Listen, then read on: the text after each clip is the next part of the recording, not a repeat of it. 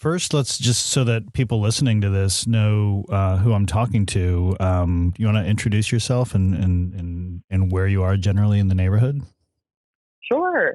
So my name is Erin Patterson. I live down on Nixon Avenue. So really enjoyed the neighborhood, and we've lived here since 2011 and have two kiddos. And, it's just been a pleasant experience.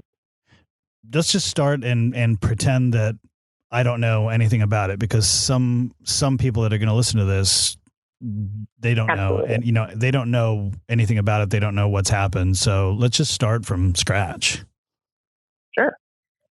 So the Marine Board has recently made rules that will greatly affect boating in Westland. There have been a lot of changes recently, and we've never seen anything quite like this. So I'm happy to share the details of the ruling and how it will affect our neighborhood. So the Marine Board is the agency that makes the rules for our waterways. And so that's all of Oregon. There were two meetings recently, last year in October and January of this year, where the Marine Board made rules basically that will forever change the boating community. The Marine Board has chosen ultimately to restrict motorized boating and prohibit tubing, water skiing, wakeboarding, and wake surfing, and that's what we call towed sports on the river. And, they cite reasons for prioritizing private docks and paddling clubs. And there's a lot of personal preferences that have been discussed in testimony and through their meetings. But specifically, these rules have two parts.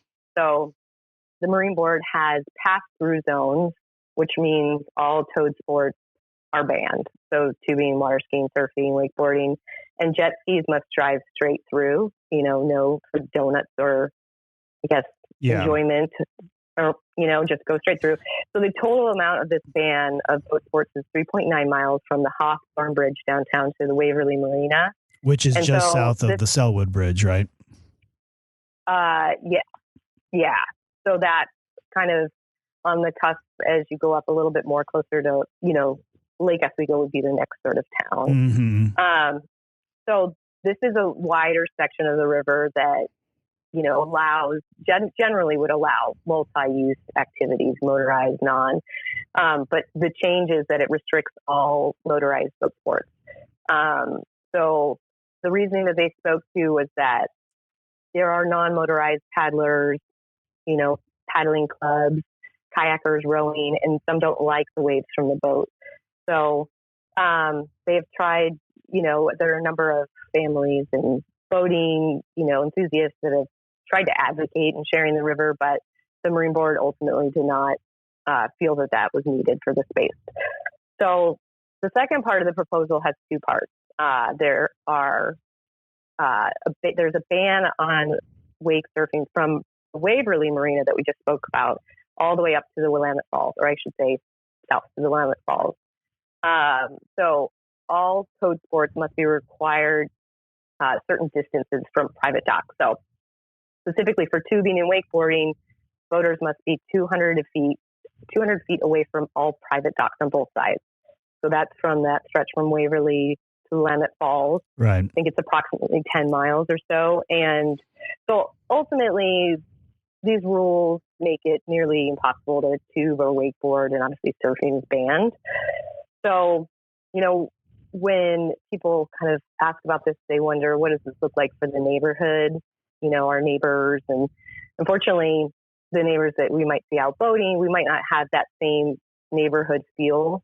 Mm-hmm. The Marine Board is saying if anyone in Oregon City, Westland, Lake Oswego, Milwaukee, or even, part of Portland would like to do towed sports, they would have to travel 10 miles north to go past the Hawthorne Bridge in order for, to take your kids tubing or any sort of other sort of towed sports. So it's approximately about a 30-minute drive. There's some concern about the location, being a Superfund site. But there are larger mouths of the water down there as well. It's just, it changes the sort of backyard feel that we have today. Sure. Now I'm trying to picture that stretch where from the marina, so just south of Selwood Bridge, all the way to the falls. So it's wakeboarders and inflatables have to be 200 feet away from docks, and skiers have to be 100 feet, right? Yes, that's right. And so I'm trying to picture. I'm trying to picture sections in there where that would be possible. I mean, obviously, there's sections where it's just not possible, where you're kind of snaking through some turns, like close to the cedar oak boat ramp as you're heading toward the falls, snaking through that turn. You couldn't do that, but there are some sections where you could do it, but I imagine that's going to restrict people to just kind of doing loops in that particular section. Right. So, you've got now a concentrated area where there are boaters, trying to be active in smaller spots. So it looks like there might be 2 small half-mile sections, but a half mile is really not a lot. You generally want a mile at least to be able to do any sort of, sports. I'm trying to picture 200 feet too. Like most people are, unless they're going to put up signage, most people are going to have a hard time judging whether they're 200 feet away or not. Right. So that's the issue. So we live on a tidal waterway. So our land is constantly changing and our water levels, So I don't think that they have figured out, the Marine Board has figured out how to manage this. They did discuss about, they don't want buoys because they think it'll look too cluttered. So it's kind of, I think it's a concern for people, really understanding the rules and where you can do things. And then obviously the traffic congestion. I know law enforcement had made testimony saying that shutting down sections and pushing traffic into smaller parts of the river would cause congestion and safety issues. So I think as anybody out on the river, we really need to be conscious of all the traffic. I mean, this past summer, we saw a lot of traffic. Yeah, it was some weekend days were pretty busy out there. Yeah. And I think, we had, obviously we have COVID-19, but we saw a lot of traffic come down from the upper Willamette. They had created some new rules a few years ago. And so, they came down. So it's kind of, I think there's a few things going on. So this would perpetuate that, quite a bit. So, hopefully we'll hear more details on how they're going to police it. I'm really curious what the plan is to police it. Are they increasing the number of boats out there? Or they, it seems like it's going to be even difficult to do that. Well, it's interesting, you say that, because I think a lot of people and groups have been advocating for specifically education and, greater signage and law enforcement. And, from what I hear, there is no budget for greater law enforcement. Mm-hmm. And so I think the understanding is that there is not enough, law enforcement to manage the rules. So there has to be something that happens here. And that was kind of the pushback of creating even more rules that maybe we can't police, So I think that all those things are going to have to work out. Unfortunately, the education piece, I think is really important too, just like on our roadways. Yeah. If you want to change behavior, that education needs to be a component, but they've decided to not currently do any additional education. They had a lower river rule committee that was their suggestion. It was created by the Marine Board, and basically it was denied. So they just went ahead and made these bans and restrictions instead.